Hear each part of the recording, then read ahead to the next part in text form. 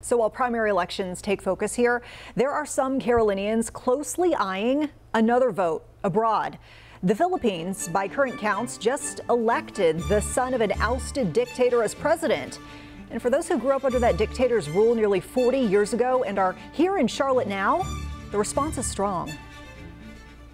Propaganda plus the disaffection, the results were not surprising. But still, when it actually happened, they're like, oh my God, it's a restoration. A restoration of power to a family who fled the Philippines decades ago in a cloud of corruption and human rights abuses. The son of Philippine dictator Ferdinand Marcos, the apparent winner of the country's presidential election this week. I get this post-traumatic flashbacks about what it was like to grow up under martial law. Leia Castañeda Anastacio, a legal historian in Filipina, now living in the Charlotte area, has many memories of the Marcos name, growing up in Manila under his rule. As president at the time, Marcos declared martial law before his second term ended, seizing power indefinitely. And historians say the seizing didn't stop there.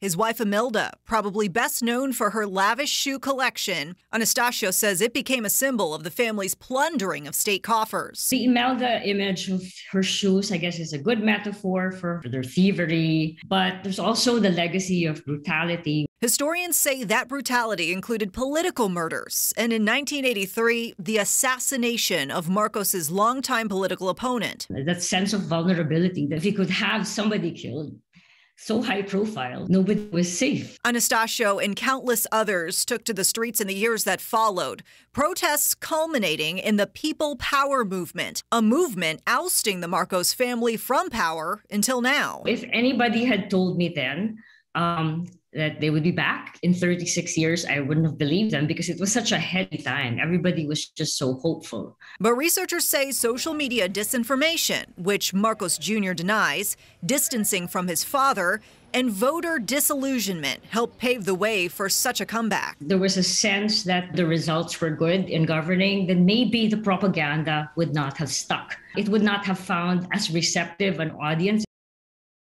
And so I should mention that Anastacio has extensively researched the origins of the Philippines' governmental systems, and she's written a book about it. I've actually linked that book in this full article on this story on WCNC.com. So if you head there, check out this article.